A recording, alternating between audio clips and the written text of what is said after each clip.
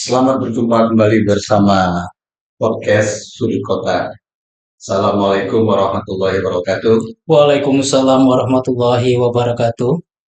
Sahabat Sudut Kota, malam ini kita ada tamu yang luar biasa. Beliau juga sebenarnya tidak asing lagi dalam kancah pengamatan perpolitikan di Indonesia,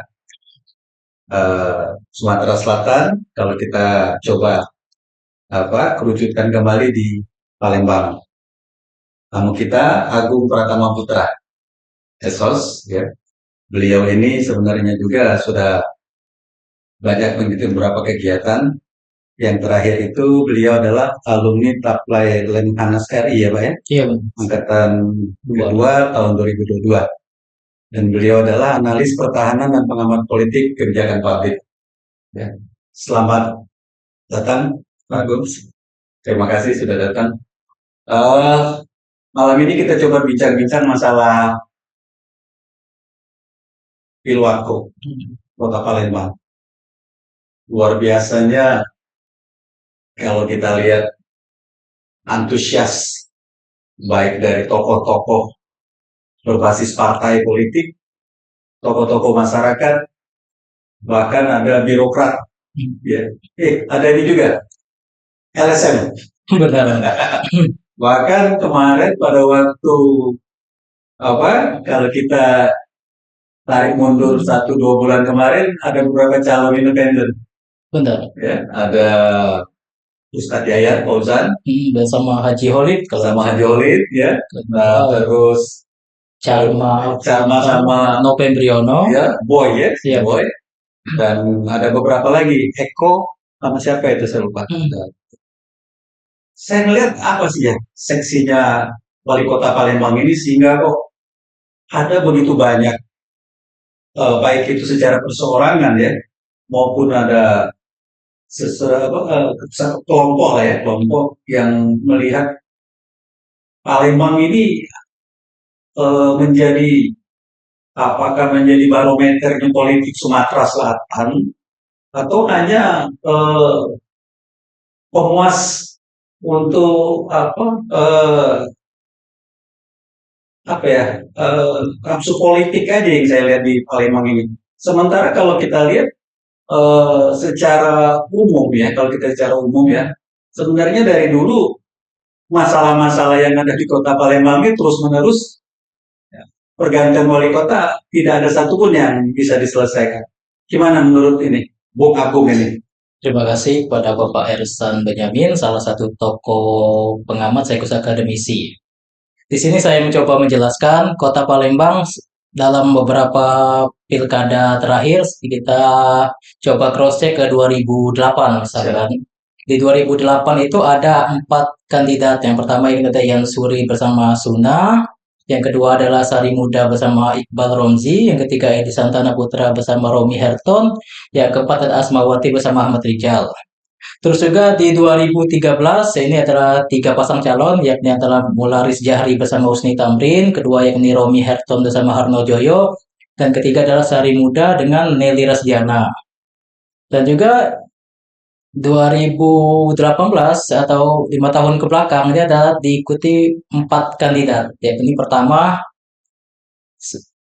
ini adalah calonnya ya, Mularis Jahri bersama Saidina Ali, terus juga Sari Muda bersama KGS Rojak, Harno Joyo bersama Fitri, dan Akbar Alvaro bersama Hernurus Priaji. Ya. Nah, kita berbicara kota Palembang karena kalau melihat saat ini Palembang ini merupakan salah satu kota MICE alias kota event. Kita balik lagi ke belakang, awal mula kemajuan dan menariknya kota Palembang ketika dimulai sejak 2004. Dan ini ketika ada pesta PON 2004. Disitulah awal mulanya Palembang. Kotanya siapa ya? Waktu itu masih Insinyur Haji Edi Santana bersama Sebelumnya Rusman. Benar. Nah, disitulah merupakan titik balik dari kemajuan Kota Palembang karena ketika PON lalu 2008 ada kegiatan Visit Musi, titik awal kemajuan Kota Palembang yang dimulai dari beberapa pembangunan seperti penataan Benteng Kota Besar, beberapa studi revitalisasi Taman Kambang Iwa, terus juga tuh berlari lagi ke 2011 ini tuh Palembang salah satu merupakan kota event internasional, tapi ini adalah SEA Oke. Games, ASEAN University Games, Islamic Solidarity Games, dan terakhir itu adalah ASEAN Games 2018. Nah, Ya. menariknya mengapa beberapa dari kota Palembang ini adalah merupakan ibu kota Provinsi Sumatera Selatan. Karena satu-satunya Palembang ini merupakan kota tertua di Indonesia.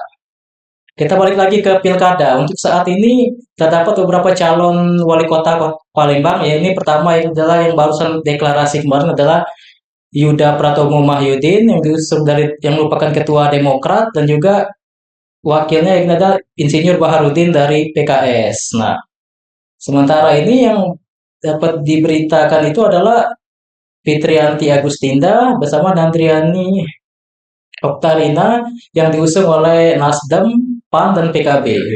Adapun beberapa calon lagi yang belum mendapatkan 2 kursi lagi, yang adalah pasangan Ratu Dewa bersama Prima Salam. Kita lihat bagaimana di antara figur-figur ini sejauh ini belum ada yang membahas tentang program atau strategi dalam pembangunan Kota Palembang 5 tahun ke depan. Kita sama-sama tahu bahwa untuk menjadi pemimpin itu adalah seseorang itu pertama itu harus paham permasalahan dan paham kebutuhan rakyat. Betul. Di mana permasalahan dan kebutuhan ini salah satu ibaratkan kedua sayap dalam hal membangun, manajemen satu kota. Sementara kita saat ini tahu bahwa Palembang sekarang ini ada beberapa masalah klasik, mulai dari masalah keamanan, masalah banjir, tata kota, dan juga pelayanan birokrasi. Terakhir yang ini adalah paling agak sedikit ini adalah masalah korupsi. Kita tahu beberapa hari lalu berita bahwa salah satu pejabat BUMD Kota Palembang ini tertangkap korupsi. Tuh. Iya. Oke, jadi kalau saya potong sedikit. Nah, itulah yang saya lihat tadi. Sahwat politiknya di Kota Palembang ini gaungnya luar biasa dibandingin kabupaten lainnya gitu ya. Sehingga saya lihat manuver-manuver partai besar ya untuk ikut cawi-cawi kita sebut aja di dalam di Kota Palembang ini luar biasa ya. Sehingga sampai harus berangkat ke Jakarta ya kan, ngambil tiketnya langsung ke pengurus pusat beberapa partai besar kan kalau kita sebut. Nah, kalau tadi kita lihat bahwa sejarah dari Pilwako ya di Kota Palembang ini kan sebenarnya kan menariknya itu adalah selalu kita tidak konsen di program kerja. Karena kenapa? Kalau kita bicara klasiknya permasalahan di Kota Palembang ini, bahkan tadi ada pejabat yang menurut saya kalau korupsi hampir seluruh daerah kota provinsi di Indonesia ini mengalami kasus korupsi itu luar biasa. Ada berapa hal yang jadi catatan penting kita. Pertama tadi masalah keamanan. Yang saya pahami bahwa rasio polisi dan masyarakat di Palembang ini masih 1:800 ya. Itu 2021 mungkin taruhlah itu udah berkurang. Sementara idealnya 1:300. Apakah itu menjadi dasar kriminalitas di kita tinggi? Yang kedua, masalah sampah. Saya baru tahu ternyata kebutuhan truk sampah di Kota Palembang ini 450. Sementara pemerintah kota kalau nggak salah baru punya sekitar hampir 200-an lah. Lah logikanya dua hal itu kan. Ini kan seharusnya menjadi catatan penting siapapun yang menjadi wali kota. Ya, bukan secara ketokohan mereka di masyarakat maupun partai, tapi program kerja apa yang bisa mereka angkat. Nah, ini menurut Bung Agung gimana nih kalau kita coba konsentrasi di permasalahannya, apalagi di termasuk masalah korupsi tadi. Sebenarnya kalau untuk masalah keamanan Kota Palembang ini adalah kurang hadirnya pemerintah daerah dalam hal komunikasi sosial dan pemberdayaan masyarakat. Dimana kalau kita bisa melakukan komunikasi sosial dan pemberdayaan masyarakat mulai dari RT RW, misalnya di setiap RT RW itu ada program Komsos tadi, komunikasi sosial tadi, kita bisa mendata siapa-siapa saja bisa itu preman atau penyakit masyarakat yang selama ini menjadi biang permasalahan. Dari situ kita bisa data dan juga kita bisa melakukan komunikasi. Kita bisa melibatkan Babin Kantimas dan Babinsa ataupun pejabat lainnya. Jadi peran hadirnya pemerintah dalam mengatasi keamanan itu masih saat ini belum hadir. Makanya kadang pendekatan kita dalam permasalahan keamanan ini berarti sama kayak sia-sia aja. Kita lihat aja permasalahan parkir dari dulu sampai sekarang, walaupun istilah netizen no viral no justice tetap aja masih tetap ada masalah parkir, terus juga masalah pungli misalnya di daerah yang sering ini kan di daerah Macan Lindungan itu biasanya. Ya, di Macan Lindung di lampu merah itu. Hmm. Ya tadi kan saya lihat udah viral ya Nah, pengagumnya, tapi kok bolak-balik keluar lagi ya ada apa baik itu di TikTok atau di apa kan itu kan bukan sesuatu yang mengada-ada kalau tadi itu live kan yang diambil oleh mereka itu kan bukan apa bukan sesuatu yang disengaja memang faktanya kayak gitu. Nah terus kalau kita bicara masalah sampahnya dengan Gung gitu, kalau perihal sampah ini sih kita lihat tuh lebih ke lokasi dari permasalahan ya, tersebut. Karena kita tahu di mana titik lokasi sampah, terus juga tuh permasalahannya yang utama itu apa? Mungkin masalah di Pak kata Person tadi di pengadaan mobil, atau permasalahan di anggaran, atau permasalahan di pembuangan. TPA ya. Nah itu, karena kalau kita lihat sehari DKK itu hampir tiap hari beroperasi kendaraannya. Tapi kalau untuk sampahnya sendiri tiap sampai sekarang permasalahan itu tetap ada. Siapapun wali kotanya sebenarnya masalah banjir, sampah atau sejenisnya itu kan tetap ada tentu saja. Oke. Ya, itu yang saya pikir perlu apa menjadi concern yang bagi Cawako yang akan berlaga di bulan apa? Bulan November. November ya, di bulan November nanti kan menjadi PR penting bagi mereka. Nah, kalau lihat dari Kans nih, pengagum elektabilitas pengamatan pengagum ke masing-masing calon ini.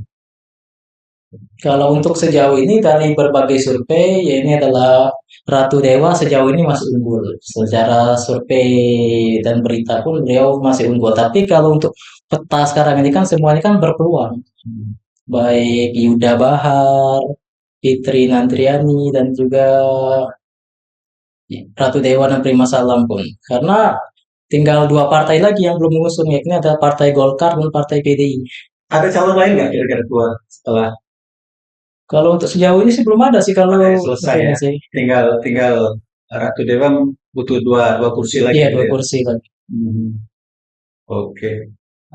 Itulah kalau kita coba apa menarik ke belakang lagi ya begitu seksinya Palembang ini sehingga banyak yang apa tertarik untuk menjadi wali kota Palembang. Kalau untuk masalah independen nih, kan kasihan kan kemarin ada 3 calon yang Gugur. digugurkan ya dengan persyaratan yang menurut saya sih sangat tidak masuk di akal ya dibandingkan dengan DPT. DPT itu cuma butuh 3.000 ya. 3.000-an. 3.000 ya. Sementara ini butuh 7,5% ya. 79.000 79.000 ya. Dari 1,2 ya. juta DPT. Nah itu menurut Bung Aku gimana itu kalau kita lihat apa aturan-aturan yang kan begini ya. Saya pikir ada baiknya juga di luar partaian ya. Ada tokoh-tokoh yang mempunyai kemampuan yang didukung oleh masyarakat. Tapi dengan apa? Dengan aturan atau persyaratan yang tidak begitu mengikat. Ya. Kalau dilihat di Sumsel ini hampir seluruh calon independen pun tidak ada yang lolos. Gitu ya. Baik dari kota Palembang ataupun kabupaten kota lainnya. Karena apa? Karena pertama itu kurangnya sosialisasi, yang kedua adalah sistem silon. Sistem silon ini mengakibat dalam waktu yang pendek untuk mengupload KTP dukungan beserta formulirnya itu keterbatasan waktu itu sehingga calon independen itu berguguran. Ya. Ya artinya kalau ke depan memang ada political will ya, dukungan politik yang dari apa ya, saya nggak tahu ini siapa yang mengambil keputusan di KPU ini nanti aturan itu? Apakah dari Dewan ya, DPR RI atau dari pemerintah? Sehingga membuka ruang untuk di mana pemilih atau calon dari independen ini mempunyai ruang untuk mereka untuk ikut di kontestasi politik di pemilihan apapun ya, wali kota, bupati maupun di gubernur gitu. Kira-kira peluang ke depannya kalau menurut Bung Agung, apakah sama ya kalau kita lihat ke depannya dengan kan sekarang begini ya kalau kita lihat dampak dari pilpres ini kan luar biasa, begitu masifnya ya partai-partai politik itu tumben kompak gitu, ya kompak banget gitu. Bahkan ada isu ada Kiples sekarang ini kan, ya. Dan lucunya juga jadi itu mereka ternyata kan tidak sampai di pilpres dan mereka masuk di ranah pilkada gitu, ya. Nah ini menarik gitu. Jadi ternyata tidak selesai. Bahkan ada beberapa partai dulunya berseberangan dengan Kim, enggak ya? Itu sekarang ini sudah mulai apa berani. Presiden PKS belak-belakan ngomong, benar kan? Benar. Kan? Dia minta diajak gitu kan. Nah itu jadi menurut saya masif sekali. Saya melihat begini ya, apakah demokrasi ke depan itu akan lebih baik ya kalau modelnya selalu model seperti ini? Artinya ideologi partai itu sudah mulai tidak lagi dipakai dalam hal untuk mencari pemimpin-pemimpin yang terbaik di eh, kota, provinsi ataupun di Indonesia. Mungkin ada komentarnya. Kalau untuk sekarang ini memang kalau dengan adanya pilkada serentak ini pertama bisa menghapuskan polarisasi. Kita flashback ke 2019 adalah kubu koalisi pemerintah dan oposisi ya, ini atau istilah cebong dan kampret. Dan juga dengan adanya pilkada serentak ini semuanya dari level daerah sampai nasional pun menyatu mereka. Positifnya di mana itu? Positifnya itu tidak terjadi polarisasi seperti 2019 kemarin. Kalau sekarang ini kan semuanya kan bisa menyatu, tidak ada oposisi dan koalisi lagi sekarang ini. Jadi menariknya apa di demokrasi ya kalau gitu ya? Sekarang ini sifatnya itu lebih cair dan juga tidak ada konflik horizontal dalam hal ini. Iya, politik itu kalau maksud saya begini ya, eh, pemilihan pemimpin ya sudah jelas ya. Kalau kita lihat ada berapa partai politik yang ada di Indonesia ini, kan sudah jelas. Mazhabnya pasti beda, Ideologi. ideologi pasti beda gitu kan. Nah, ternyata untuk menekan polarisasi dan mereka mau untuk disatukan gitu. Ya kan? Apakah jadi kepentingan mereka jadi kekuasaan, kepentingan mereka dilibatkan dalam kegiatan pembangunan yang notabene di dalamnya ada anggaran gitu. Benar. Gitu kan. Jadi kita agak khawatir juga demokrasi ke depannya kalau dengan menggunakan konsep seperti ini. Bagaimana itu pendapat? Sebenarnya dalam dunia politik tidak ada kawan lawan abadi kecuali kepentingan. Mungkin untuk saat ini seluruh partai itu mempunyai kepentingan yang sama. Ya, ini adalah agar para kandidat setiap partai politik itu bisa memenangkan pertarungan. Ya. Namun benar kata Pak Ersan tadi, di sini tuh mungkin setiap koalisi itu ada kepentingan lain karena setiap partai politik memang dibenturkan dengan ideologi dan basis massa. Betul. Nah, ideologi dan basis massa itu yang bisa yang tadinya berseberangan bisa menjadi satu. Sehingga yang sangat diuntungkan dari ini adalah partai-partai kecil terutama partai yang tidak lolos parlemen threshold. Iya betul. Ya oke lah. Jadi sebenarnya kita coba melihat dari perspektif lain ya, karena kalau kita bicara masalah keamanan ya, yang tidak adanya ribut-ribut ya, memang itu harapan kita semua kan. Tapi kalau kita bicara ideologi politik, artinya kan mau dia partai besar atau partai kecil, awalnya kan mereka punya ideologi yang menganggap diri mereka pasti berbeda dengan partai yang lain begitu kan. Tapi pada waktu semuanya bisa disatukan, ya enggak, nah itu kan sesuatu yang menurut saya juga menjadi PR bagi kita. Apakah memang sekarang ini ideologinya sama? Ya enggak ya? Apakah selama ini memang ada kepentingannya sama? Ya mudah-mudahan seperti itu ya. Artinya di 2029 nanti ke depan hal seperti itu kita sudah melihat ada pertarungan politik yang menarik gitu antar partai. Toh kalau kita melihat di 2019 walaupun ada cebong kampret, tapi pada akhirnya kan ada edukasi politik yang didapetin oleh masyarakat. Rekonsiliasi. Betul, ada rekonsiliasi kan, dan hal kayak gitu juga menjadi hal yang menarik bahwa ya tidak selalu perbedaan politik itu membuat kita menjadi selalu ributnya berkepanjangan mungkin begitu. Ya itulah yang mungkin kita coba lihat ke depan. Nah, kaitannya lagi dengan yang di politik pilwaku di Kota Palembang ini, kalau kita bicara ke depan figur yang kira-kira diharapin ya menurut Bung Agung yang diinginkan oleh masyarakat Kota Palembang ini seperti apa?